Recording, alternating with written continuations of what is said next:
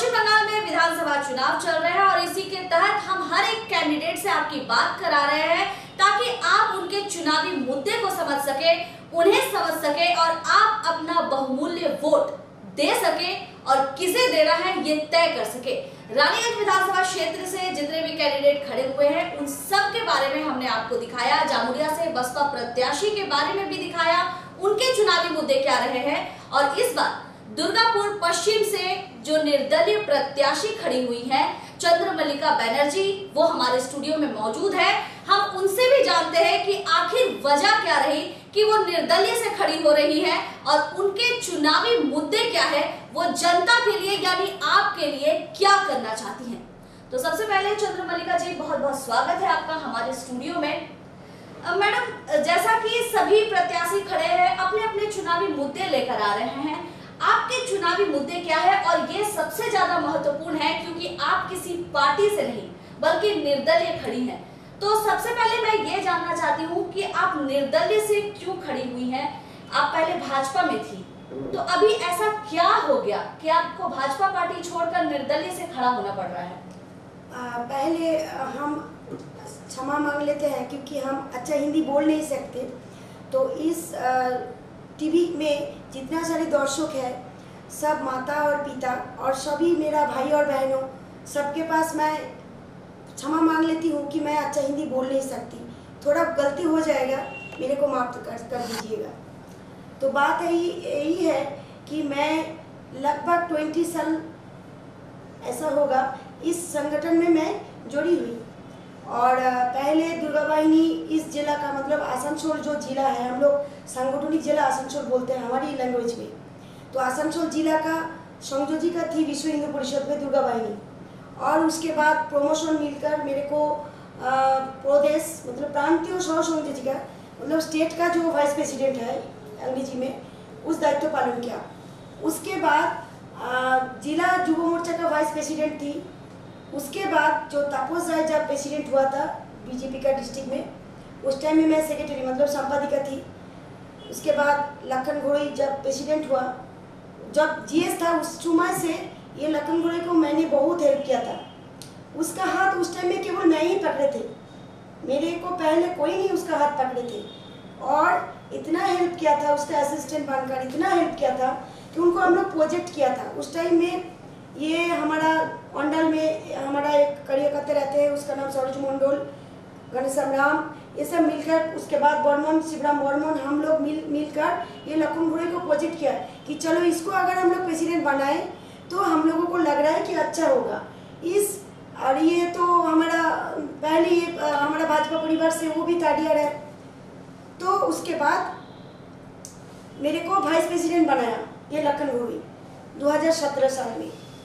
Vice president होकर देखा कि जब वो जीएस था उस टाइम में जो उसका नेचर था, वो प्रेसिडेंट बनने के बाद मैंने आहिस्ता आहिस्ता करके वो करप्शन का मैंने मूड में जा रही है। तब मैंने उनको रोकने के लिए बहुत कोशिश किया कि ये ठीक नहीं है, क्योंकि हमारा जो आइडियोलॉजी है, हम लोग किस खातिर में इस परिवार में आए थे, क्योंकि जो दुर्नीति है हमारा एक तो बहुत सारी गाना है, जैसे हम लोग सत्यों का पथ में आए हैं कि समाज में शोषित पीड़ित वंचित मानुषेर भाग्य गर्व मोरा दिलाम कथा, ये हमारा गाना है। तो ये जो आइडियोलॉजी है भारतीय संस्कृति को रक्षा करने के लिए, हमारी भारत माता जो रो रही है, हर पर डे जो महिला रेप हो रही है, इसका जो आंसू निकल रहा है, ये पोंछने के लिए जो वादा हम लोग लिए थे, इसके कारण में हम लोग रूलिंग पार्टी नहीं किया। कोई एमएलए एमपी काउंसिलर हम लोग बनने के लिए कोई इच्छा नहीं था, केवल हमारा भारतीय संस्कृति और पश्चिम बंगाल में कैसे आदर्श सरकार बनाना होगा, इसी कारण से हम लोग मैंने इस पार्टी में हम लोग इतना टाइम दिया। और देने के लिए मेरे को केस दिया गया टीएमसी का तरफ से, murder case, rape case, arms case, bomb case, attempt to murder, 10 से 12 मेरा केस है। केस बड़ा केस और नॉन बेलेबल केस चल रहा है। तो हमने देखा कि एक बेईमान आदमी है। कैसा बेईमान? हम जब 2017 साल में 1 नवंबर ये सागरबांगा वीडियो मार्ट में जब एक तो प्रोग्राम था मुकुलाई दिलीप घोष का, उस प्रोग्राम का मेरा नाम पर प्रमुख घोषणा किया गया कि तुमको ये टोटल कार्य तुमको देखना पड़ेगा। तो इतना बड़ा कार्यक्रम को सक्सेस करने के लिए मेरे को केस दिया। मैं तो कोई क्रिमिनल घर की लड़की नहीं हूँ, मैं तो एक साधारण मिडिल क्लास घर की लड़की हूँ। आपने कहा कि केस दिया, तो किसने आपके ऊपर केस लगाया? टीएमसी वालों ने, पुलिस वालों ने, क्योंकि पुलिस चाह रहा है कि ये प्रोग्राम करना नहीं होगा और हम लोग हमारा मैंने संगठन को आगे बढ़ाने के लिए हम लोगों को करना ही पड़ेगा, क्योंकि 4% वोट था उस टाइम में बीजेपी का, और 4% से डेवलप करके आज जो 50% में आया। तो हमारे जैसे बहुत अच्छा कार्यकर्ता का बहुत खून के बदले इस जॉय बीजेपी का हुआ। और उस टाइम में मेरा बहुत इस परिवार में मेरा परिश्रम था। और क्या लखन घोड़ोई बार हम लोग देख रहे थे कि जो लोग टका दे रहे हैं ज्यादा उन लोगों का पास हो जा रहा है।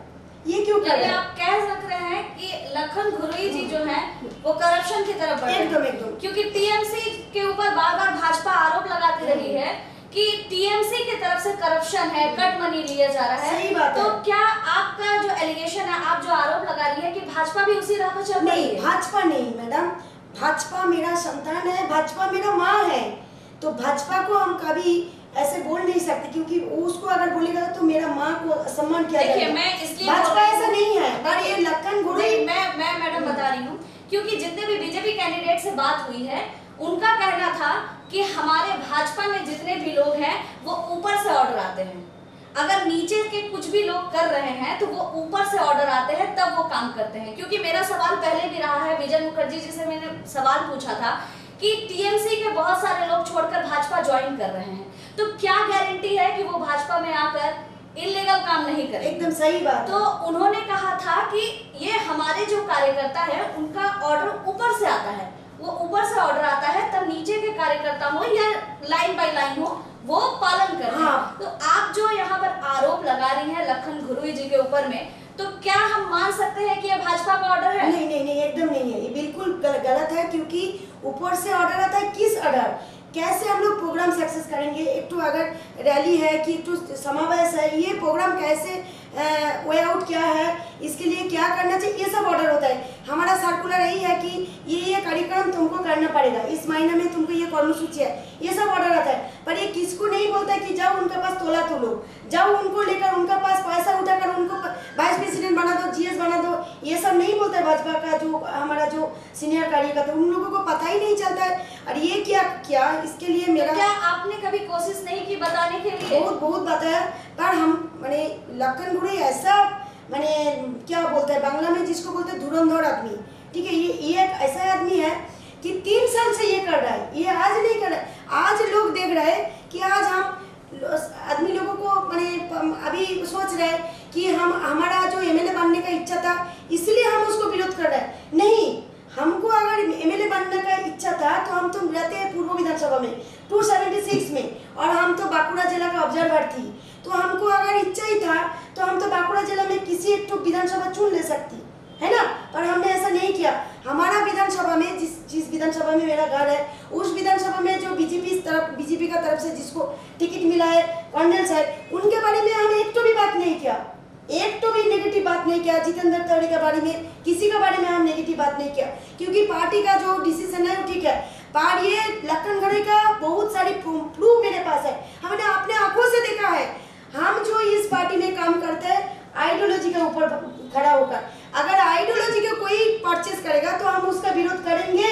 जिंदगी तक हम कसम खाया है, जहां आइडियोलॉजी खत्म होगा वहीं पर हम मेरा मैंने अस्त्र पकड़ेंगे। क्योंकि अगर आइडियोलॉजी के सामने मेरा जो मम्मी है, जो गर्भधारिणी मेरा माँ है, वो अगर आइडियोलॉजी को खत्म करेगा तो उसको हम मार डालेंगे। क्योंकि हम लोग जो शपथ लिया था कि हमारा देश के लिए, हमारा संस्कृति के लिए, हमारा मानव जाति के लिए हम लोग जो अच्छा है वो करेंगे।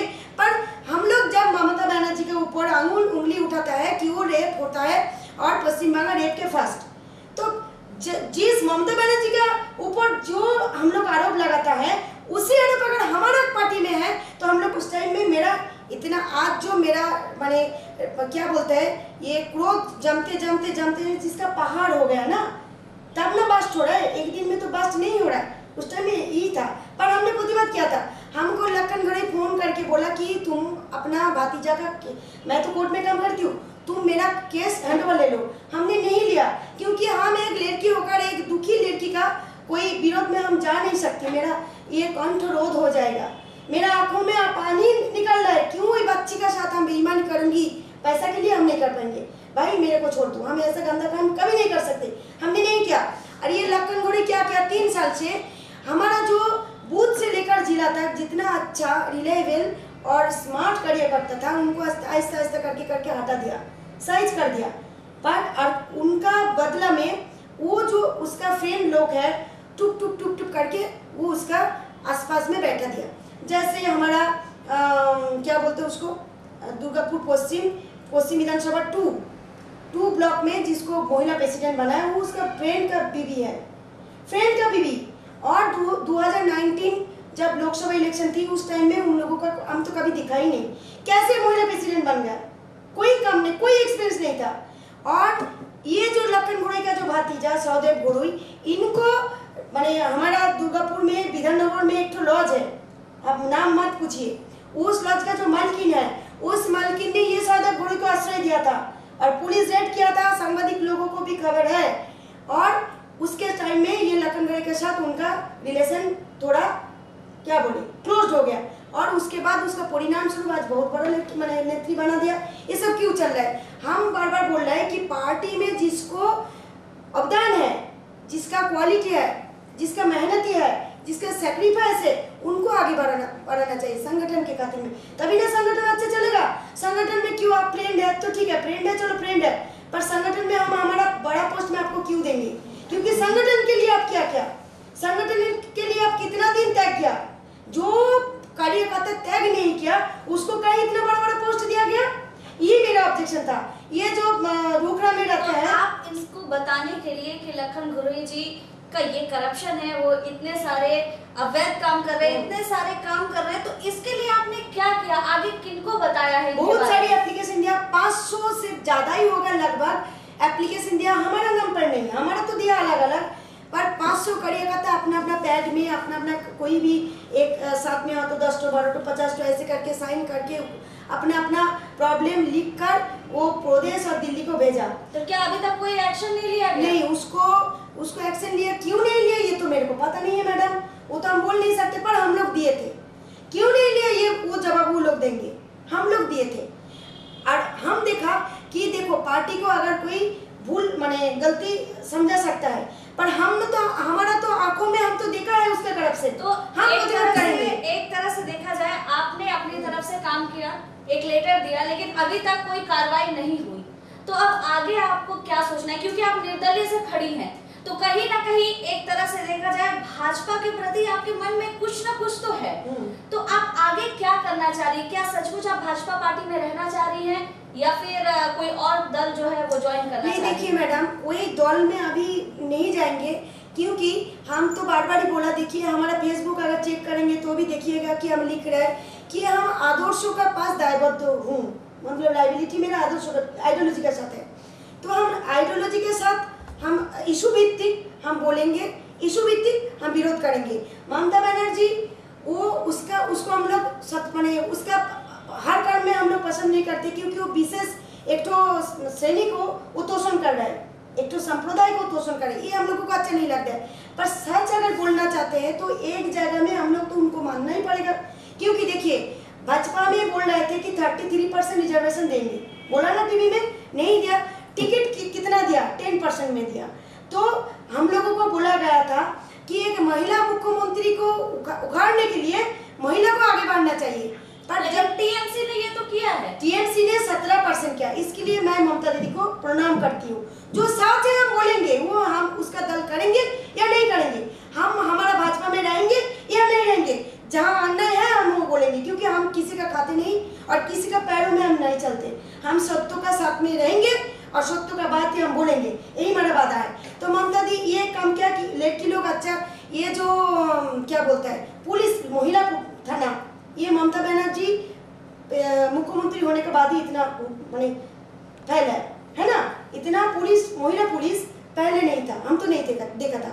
आप लोगों का बस पता है क्या, मेरे को पता नहीं है। अच्छा, और ये जो 2 कर्म जो वो लोग ममता दी कर रहे हैं वो हमको अच्छा लग रहा है, पर वो जो धर्म को लेकर जो राजनीति कर रहे हैं वो हम उसके लिए बर्दाश्त नहीं करेंगे, क्योंकि ये जो मौलवाद को जो मैंने पसंद करते हैं, ये जो मौलवी भाता, ये जो हमारा जो दारबीट में दो दो बच्चा को मर्डर कर दिया, ये उर्दू भाषा के लिए, ये शिक्षा में इस्लामीकरण, ये सब बर्दाश्त नहीं करेंगे।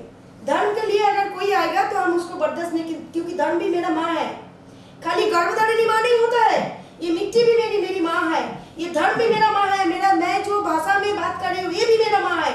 तो मेरा आत्मसम्मान आत्ममर्यादा मेरा भाषा के साथ है, मेरा धर्म के साथ है, मेरा माटी के साथ है, मेरा माँ के साथ है। इस रूट में अगर कोई भी आएगा तो हम उसके साथ विरोध करेंगे। अभी मैडम आप क्या करना चाह रही हैं? आप निर्दलीय से खड़ी जरूर हुई हैं, आगे आपकी क्या प्लानिंग है? आप भाजपा में रहेंगी या नहीं? क्योंकि सवाल यही था।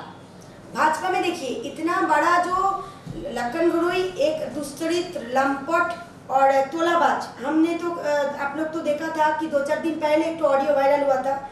तो ऑडियो में आप लोग शायद सुने होंगे कि हमको एक पार्टी का पास भेजा था कि 10 लाख रुपया मांगने के लिए। हमको सब बोल रहा था कि आप तो इतना करीब है, प्रूफ दो। कैसे प्रूफ देंगे?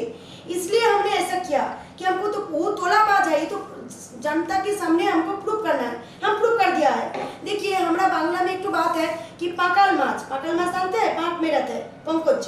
तो पाक में जो मछली रहता है, वो मछली को पकड़ने के लिए हाथ में पाक लगता है, तो इसलिए मेरा ऊपर थोड़ा इंजन लग रहा है, हमको पता है।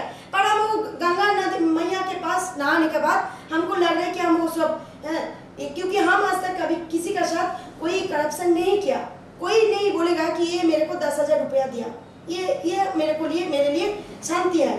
और मैं जो अभी कर रही हूँ कि समाज के दर्पण जैसा मैं काम कर रही हूँ, समाज को दिखाने के लिए मैं आगे बढ़ रही हूँ कि समाज तुम देखो, ये दुर्गापुर पश्चिम विधानसभा 277 नंबर असेंबली में जितने सारी लगभग 3 लाख वोटर है, इन लोगों को दिखाना मेरे को काम है कि जिन लोगों को, जिनका हाथों में आप लोग जाना चाहते हैं, जिनका ऊपर आप लोग ये आपका जो भाग्य ये दे देता है, ये सही है? तो ये तो सही नहीं है। ये ऐसा आदमी है, तोलाबाज है, दुष्चरित्र, लंपट है, सबका सब प्रूफ मेरे पास है। क्यों नहीं मेरे नाम पर मामला कर रहे हैं? हम तो बार बार ओपन चैलेंज कर रही हूँ कि अगर मैं कुछ भूल बोल रहा है, गलती बोल रहा है, तो मेरे नाम पर मामला करो भाई, मेरा नाम पर मामला करो। जितना सारी प्रूफ है मोहम्मद अदालत में मैं पेश करूंगी, और अगर कर नहीं सकूंगी तो मोहम्मद अदालत में मेरे को जो पनिशमेंट देगा हम वो माथा मैंने सिर झुका के हम मान लेंगे, क्योंकि मेरे को पता है कि मेरा पास प्रूफ है। इसलिए लखन घुड़ोई मेरा नाम पर मामला नहीं कर रहा है। आप महिला सुरक्षा को लेकर बात की थी, आपने अभी लखन घुड़ोई के भतीजे के ऊपर इल्जाम भी लगाया। नहीं, वो हमने इल्जाम नहीं लगाया, उसके लिए तो चार्जशीट है, उसके लिए तो एफआईआर है, वो तो उसका दुर्गापुर कोर्ट से बार समन जारी है। तो आप महिला नेत्री हैं, एक महिला प्रत्याशी के रूप में आप खड़ी हुई हैं, महिला की सुरक्षा के लिए आप क्या सोच के रखी है कि आगे आपको क्या करना चाहिए कि महिला सुरक्षित रहे?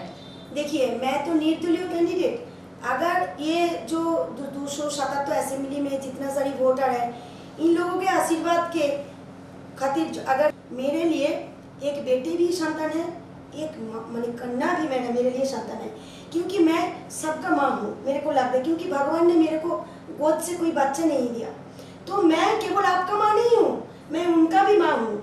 एक पुत्र जो है, जो जेंट्स लोग है, उनका भी माँ हूँ और आपका भी माँ हूँ। इसलिए मेरे लिए कोई अलग विचार नहीं होगा, जहाँ अन्य मैं वहीं पे प्रतिबाद करूँगी। और हमने सोचा है कि अगर हम जीत जाएंगे तो हम क्या क्या करेंगे। तो एक नंबर है दुर्गापुर पश्चिम में जो हमारा जो दामोदर नदी है, इसके 90 तक मैंने कम गया है, क्योंकि ये जो नदी का संस्कार नहीं कर रहा है बहुत दिन से, वो बालू के लिए वो नदी भराट हो रहा है।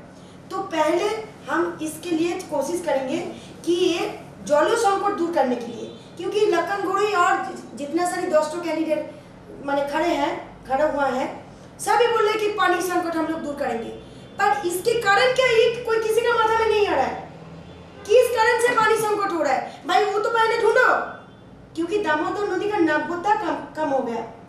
तो मैं उसके लिए कोशिश करूंगी। और ये जो दुर्गापुर पश्चिम में और टोटल दुर्गापुर में ये जो वर्ज्य पदार्थ है ना, वर्ज्य पदार्थ को हिंदी में क्या बोलते हैं मेरे को नहीं पता है। तो ये वर्ज्य पदार्थ को मैंने সঠিক টেকনোলজি অর্থাৎ সঠিক প্রযুক্তিবিদ্যা লাগাकर ये हम जैव सार में कन्वर्ट करेंगे और वो जैव सार समाज के उन्नयन के माने हम लगाएंगे। और जो काल में जो बेसरकारी स्कूल जितने सारे फीस ले रहा है इसके लिए भारसाम्य डिसबैलेंस परिस्थिति आ गया, क्योंकि ज़्यादा से ज़्यादा परिवार में काम चला गया। अभी भी लॉकडाउन होने वाला है तो ये काम नहीं है और बच्चा को मैंने पढ़ाई लिखाई भी करना पड़ेगा, तो पैसा कहाँ से आएगा। तो इसका जो कम्युनिकेशन गैप अर्थात स्कूल को भी बचाना पड़ेगा और बच्चों लोगों को भी मैंने शिक्षा देना पड़ेगा। इसके लिए प्रतिनिधित्व कौन करेगा, क्योंकि स्कूल अगर बंद हो जाएगा तो हमारा बच्चा लोग तो मैंने गड्ढा में चले जाएगा। इसलिए स्कूल को बचाना पड़ेगा और बच्चा को भी स्कूल को किस तरह से बचाइएगा। ये जो फीस का जो डिसबैलेंस स्थिति है इसके लिए तो मध्यस्थता मतलब प्रतिनिधित्व करना पड़ेगा, किसी को तो खड़ा होकर बोलना पड़ेगा कि ये ठीक नहीं है, मतलब मिडिल मैन। आप तो अभी भी नेत्री हैं तो आप तो अभी भी स्कूल में जाके बोल सकती हैं। हमारा बोलने से तो कोई नहीं होगा, क्योंकि अभी तो हम निर्दल हो गया। हम पहले तो हमको जीतने दीजिए, हम तो इसके पहले बहुत सारी काम तो हम किए हैं। भाजपा में जितना दिन से है बहुत सारी प्रतिवाद हमने किया है, बहुत डिप्यूटेशन दिया है। और ये इसके बाद दुर्गापुर अभी पश्चिम बंगाल में पॉल्यूशन सिटी में 1 नंबर हो गया। तो हम कोशिश करेंगे कि पॉल्यूशन जितना सारे फैक्ट्रीज है हम देखे हैं, इसके लिए हम बहुत 2-3 बार एप्लीकेशन भी दिए, डेपुटेशन भी दिए थे भाजपा की बैनर में कि पॉल्यूशन सही ढंग से ये लोग मेंटेन नहीं कर रहे, पॉल्यूशन का जो सिस्टम है ये मेंटेन नहीं कर रहे। तो इसके लिए हम देखेंगे कि पॉल्यूशन को आप कैसे कंट्रोल करना चाहिए। इसके लिए एक अलग रूल्स है। प्लांट में पॉल्यूशन के लिए एक डिपार्टमेंट है, मैंने हमारा इधर, तो ये डिपार्टमेंट लोग ठीक ठाक से काम नहीं करता है। इसको प्रेशर करके ये हर प्लांट में जाकर ये पॉल्यूशन कंट्रोल एक सिस्टम है, इसको देखना पड़ेगा। क्योंकि हमारा दुर्गापुर में ज़्यादा से ज़्यादा हांपानी लंग्स प्रॉब्लम हो रहा है, बच्चा जन्म लेने के बाद ही ये सब शुरू हो जाता है, तो ये हम देखेंगे। और सबसे बड़ी बात है कि दुर्गापुर को स्मार्ट सिटी बनाने के लिए बात हुआ था, तो 2016 में जब 2-2 सीट रनिंग पार्टी में नहीं गया तो दीदी ने क्या किया कि कोलकाता का बगल में जो न्यू टाउन है उसको स्मार्ट सिटी बना दिया। तो आई लव माई दुर्गापुर, क्योंकि मेरा दुर्गापुर ही जन्मभूमि है और दुर्गापुर का ही बहू हूँ। तो हम जितना दिन बाँचेंगे दुर्गापुर के लिए हम काम करेंगे। और दुर्गापुर जो स्मार्ट सिटी मैंने बनाने के लिए जो इच्छा था, इसके लिए कोई लीडर नहीं था कि दुर्गापुर को दिल्ली तक उठाना पड़ेगा, तो उसको तो दिखाना पड़ेगा, प्रतिनिधित्व करना पड़ेगा, ऐसा कोई लीडर नहीं था। तो हम ये कोशिश करेंगे कि दुर्गापुर को स्मार्ट सिटी बनाएंगे, हम कोशिश करेंगे जितना हो सके हम लड़ेंगे।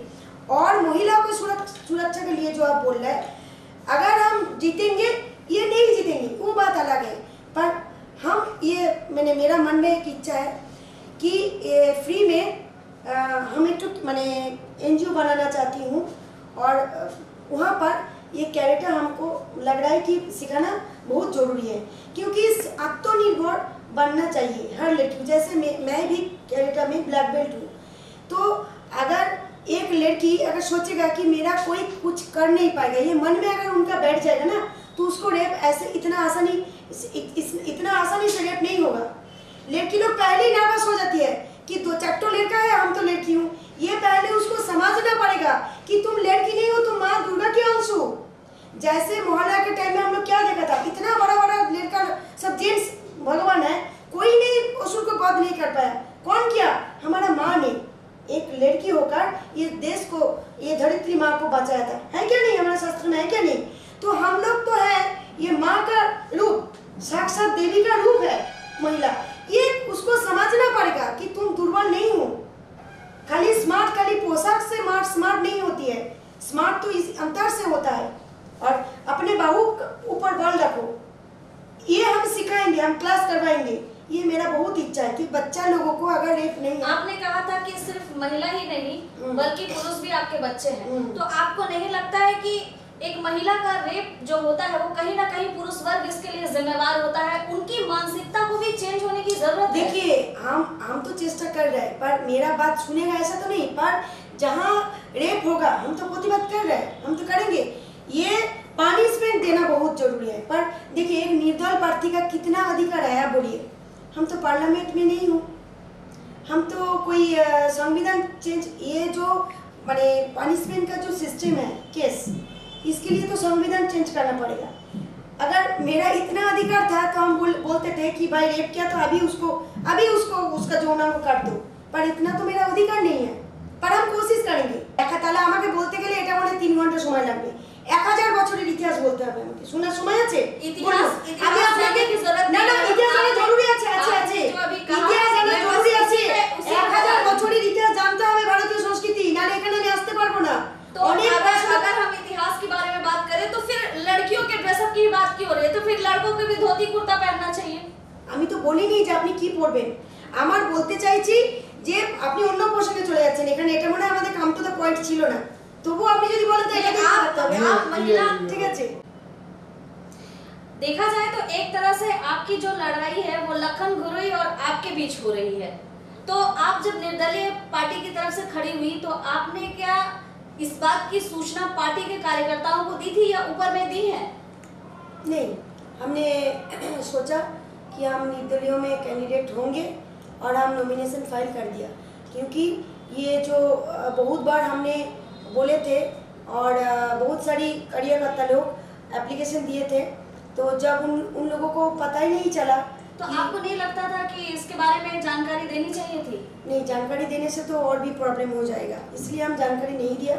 हमने अपने सोचा कि हमको करना है तो हम करेंगे, क्योंकि हम भी परीक्षा करना चाहते हैं कि समाज में समाज दर्पण के लिए जो हम दिखा रहा है ये कितना आदमी सुने। हमको लग रहा है कि हमारा बात सुन रहा है, क्योंकि आवाज़ आ रहा है कि हम जो बोल रहे हैं, जो माने जिस दुर्नीति के विरुद्ध में हम लड़ रहे हैं, ये बहुत सारे लोग उसके माने विरुद्ध में चले आए और वो लोग हमको रिस्पॉन्स दे रहा है। और हमारा जो पुरानो कार्यकर्ता लोग हैं उनका सहमत से, उनका इच्छा से मैं ये नॉमिनेशन फाइल किया, क्योंकि वो लोग ही बोला कि हमारा भाजपा में जो माने आदर्श कैंडिडेट उनको हम लोग वोट देंगे। ये भाजपा का बैनर में ये कैंडिडेट हुआ, पर ये कैंडिडेट सही नहीं है। हमारा संगठन में बोलते हैं कि आगे देश, उसके बाद दल, उसके बाद व्यक्ति।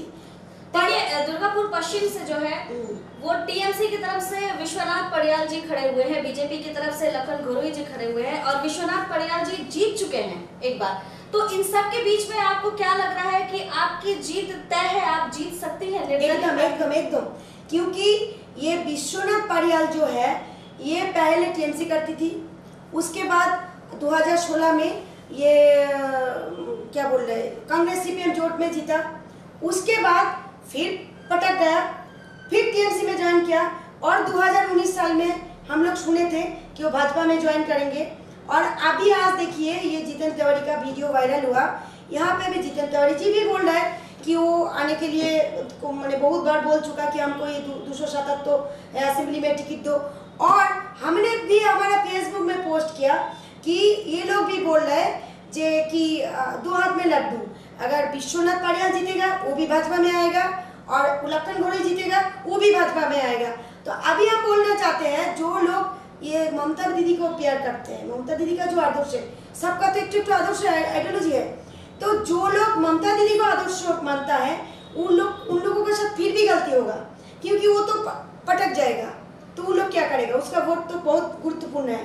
तो वो जिस कारण से मतलब एनआरसी का विरोध में वोट दिया, किसको, ममता दी को, वो वोट लेकर क्या करेगा, या इधर मतलब पलटी हो जाएगा, तब क्या हो गया, एनआरसी का सब पक्ष में चला है। तो ये आदमी लोगों को मतलब चिंता सोचना पड़ेगा कि हम लोग क्या करेंगे। और उनका जो कर्मी लोग है उनका भी माने बहुत घट रहा है। और लखन घुरुई का तो हमारा भाजपा में जितना सारी आदमी उनके पास अभी घूम रहा है, आप देखिए कि ये जो पुराना माने कर्मी लोग हैं उनको बैठा दिया गया, अभी उनका साथ जो माने सराउंडिंग एरिया में जो लोग घूम रहे हैं, क्यों 1 साल, कोई तो 6 महीना, तो कोई 1.5 साल, ये सब लोग आदमी लेकर घूम रहे हैं। पुराना जो 8 बछर 10 बछर 5 बछर 6 साल से माने ये संगठन के लिए जिन लोगों का बलिदान था, उन लोग कहाँ हैं, क्यों नहीं है उसके साथ। और मैं तो उन्हीं का असिस्टेंट थी। वाइस प्रेसिडेंट थी, तो मेरा क्या हो गया, क्यों मैं इतना विरोध कर रही हूँ? इसके लिए तो क्वेश्चन मत जरूर है, ये तो समझना पड़ेगा। और बीजेपी का जितना सारे कर्मी लोग हैं सब बोल रहे हैं कि दीदी आप लड़ रहे हैं बहुत बहुत अच्छा, हम लोग आपका साथ में हैं। आपने कोरोना को लेकर भी बात उठाया था, फीस को लेकर, स्कूल फीस को लेकर। यहाँ सवाल ये है कि कोरोना की संख्या लगातार देश में बढ़ रही है, तो क्या इस समय चुनावी सभा रैलियां करना जरूरी है? क्या लोगों की सुरक्षा महत्वपूर्ण नहीं है? एकदम सही बात है मैडम, एकदम सही बात बोला कि ये रोकना जरूरी था। पर देखिए मेरा अधिकार कितना है, हम मेरा बात ममता दीदी भी नहीं सुनेगी, मेरा बात मोदी जी भी नहीं सुनेगी। नहीं, यहाँ हम क्या बोले, ये आप, मैंने बस हम तो बोल दिया, हम तो बोल दिया कि अभी तो सब कुछ डिजिटल था, ये भी कोई मैंने क्या बोले, कोई वे आउट सब मिलकर ये बनाना उचित था। पर हम, मेरा बात कौन सुनेगा? मैं तो उतना बड़ा लीडर नहीं हूँ, इसलिए जो हो रहा है तो चलो भाई देखो क्या करेंगे। आप अपना चुनावी प्रचार किस तरह से करेंगे? आप कह रही हैं कि चलिए मान लेते हैं आपकी बात टीएमसी नहीं सुनेगी, आपकी बात भाजपा नहीं सुनेगी। आप चुनावी प्रचार अगर कर रही हैं तो उसमें क्या सुरक्षा के इंतजाम किए गए हैं, या फिर अगर आप चुनावी सभा नहीं करिएगा, रैलियां नहीं करेंगे, तो आगे आप अपने प्रचार के लिए क्या सोच के रखी है? मैं जब भी निकलती हूँ तभी तो मेरे को बहुत धमकी दे रहा है। लखन गोरोई बहुत बार मेरा मम्मी को फ़ोन किया था। मेरा जो बेनाचिते का बगल में मेरा जो घर है, उस घर में लखन गोरोई नॉमिनेशन करने का बाद भी 2-3 बार आए थे बाइक लेकर, उनका गार्ड छोड़कर, क्योंकि सबको मैंने पता चल जाएगा कि लखन गोरोई चंद्रमौली का घर में वेट कर रही है, इसलिए वो छुप के आए थे मेरा घर में 2-3 बार। मैं तो नहीं थी, मैं तो बिजोर में रहती हूँ। और मेरा मम्मी को फ़ोन किए थे कि आंटी जी हम आपके साथ बैठेंगे, 10 मिनट मेरे को टाइम दीजिए। तो मेरा मम्मी उसको टाइम नहीं दिया, और उसके बाद वो धमकी भी बहुत दिया। बहुत सारी आदमी मेरा पीछे लगा दिया कि मेरा फेसबुक में भी बहुत सारी गंदा बात बोल रहा है और मेरे को धमकी दे रहा है। और मेरे साथ जो लड़के लोग जा रहे हैं कोई स्ट्रीट कॉर्नर में, उसी टाइम उसको देख लेने का बाद ही उसको धमकी देना चालू हो जाता है कि तुम अगर उसके साथ जाओगे तो तुमको देख लेंगे, तुम्हारा घर से तुमको मारेंगे, घर मैंने तोड़ देंगे, ये सब बोल रहा है। फिर भी 2-4 लड़का मेरे साथ आ रहा है, और फिजिकली नहीं है तो क्या है, माइंड से सब कर्मी लोग मेरे साथ है, क्योंकि सच्चा का सामने, सत्य का सामने सब सिर झुका लेता है। तो क्या अभी तक आपने अपने लिए प्रचार नहीं किया? हाँ, 2-3 तो किया, आज भी 1 रैली है, करेंगे। तो इसमें आप क्या सतर्कता बरत रही है? क्योंकि जिन लोगों से आप मिलेंगे या फिर आपकी रैली में जो लोग शामिल होंगे, तो हो सकता है कि इन बीच में कोरोना वायरस फैल सकता है, तो आपको क्या सावधानी बरतनी चाहिए? देखिए सावधानी तो वो जो क्या बोलते हैं सैनिटाइजर वो तो है, और मास्क तो है ही, और सावधानी हम लोग तो ज़्यादा से ज़्यादा सोशल डिस्टेंसिंग तो है ही, पर ज़्यादा से ज़्यादा आदमी तो मेरे साथ नहीं है, तो उसमें क्या प्रॉब्लम है? जी लोग ज़्यादा से ज़्यादा आदमी लेकर मैंने मंच सभा कर रहे, प्रॉब्लम तो वहीं से होगा। मेरा साथ कितना आदमी है, तो मेरा कोरोना से कोई लेना देना नहीं है। मेरे आप देखिएगा, मेरे जो फोटो है मेरे साथ एकदम मैंने बगल में कोई नहीं है, तो इसके लिए कोई फैलाने का कोई समस्या ही नहीं है, कोई समस्या नहीं है। अर्थ मैं तो मास्क पहनती हूँ। लोगों से घर घर जाके आप मिल रही हैं? घर जाके 2-4 बार करती हूँ, और ऐसे स्ट्रीट कॉर्नर कर रही हूँ छोटा। मेरा लास्ट सवाल है, भाजपा और टीएमसी के बीच में लड़ाई चल रही है पश्चिम बंगाल में।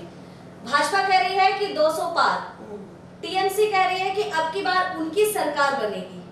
तो आप भाजपा में रह चुकी हैं, तो अभी भी हूँ, है, निर्दलीय से आप लड़ रही है। चलिए मान सकते हैं महिला मोर्चा का नेत्री हूँ राज्य का। चलिए मान सकते हैं कि आगे भी आप भाजपा में रहिएगा, तो आपको नहीं लगता है कि कहीं ना कहीं भाजपा और टीएमसी एक जैसी होते जा रही है? देखिए ये भाजपा और टीएमसी कभी नहीं एक होगी आइडियोलॉजी से, पर ये हम तो केवल देखिए, हम केवल हमारा जिला लेके बात करेंगे, हम ऊपर में बात हम नहीं करेंगे, क्योंकि हम उतना बड़ा नहीं हूँ। मेरा फोकस मेरा जिला में है, तो हम खाली बोलेंगे कि इधर ही भाई जो प्रॉब्लम है इधर ही आप पूछिए, उतना बड़ा प्रॉब्लम मेरे को मत पूछिए, मैं क्षमा मांग लेती हूँ, ठीक है? वो बड़ा आदमी को आप पूछिए, वो जो मैंने प्रदेश का जो बड़ा नेत्री है, लीडर है, उनको पूछिए क्वेश्चन। ये 277 से कितना क्या क्वेश्चन है, मेरे को खाली वही पूछिए, हम खाली वही जवाब देंगे। उसके बारे मैंने ऊपर में भाजपा की नेत्री रही है, खाली 277 विधानसभा, ये आप उसके आगे नहीं निकलेंगे। चलिए मान लेते हैं आपने सवालों का जवाब नहीं दिया। नहीं जवाब नहीं, और बोल रहा है कि मेरा जो डायमंड चिन्ह है वो 8 नंबर बोताम दबाकर, हमको लग रहा है कि ये सुनिए, एक तो बांग्ला में एक तो कहावत है कि बिड़ालेर पीछे भाग करा बांदरेर पीछे भाग करा, सुनेছেন কি? तो ये विशु पारियाल और लक्ष्मणगुड़ेर माঝখান দিয়ে बिड़ालेर पीछे भाग चंद्रमल्लिका बंदोपाध्याय को मिल जाएगा। चलिए बहुत बहुत धन्यवाद हमारे साथ जुड़ने के लिए। तो चंद्रमल्लिका बनर्जी का दावा है कि दुर्गापुर पश्चिम से जीत उनकी तय है, क्योंकि टीएमसी हो या बीजेपी दोनों के बीच से वो निकलेंगी, क्योंकि उनका कहने का है अगर विश्वनाथ पड़ियाल जी जीतते हैं तो वो भी भाजपा ज्वाइन करेंगे, और अगर बीजेपी की तरफ से लखन घोरोई जी जीतते हैं तो वो तो भाजपा के हैं ही। खैर ये तो देखने वाली बात होगी और 2 मई को ही रिजल्ट आएगा और इन सब के बीच आपको पता चल जाएगा कि दुर्गापुर पश्चिम बर्धमान किनके खाते में जा रही है। और हमने अभी उनसे बात की है चंद्रमल्लिका बनर्जी से, उन्होंने बहुत सारे चुनावी मुद्दे रखे। दुर्गापुर सिटी को स्मार्ट सिटी बनाने का उनका वादा है। उन्होंने कहा है कि दुर्गापुर में उनका जन्म हुआ है और इसलिए दुर्गापुर के बारे में वो सोच रही है। दुर्गापुर स्मार्ट सिटी बनाने के लिए जितनी हद तक कोशिश की जानी चाहिए वो कोशिश करेंगी। आगे आप लोगों के हाथ में है, आप किन्हें चुनते हैं। धन्यवाद।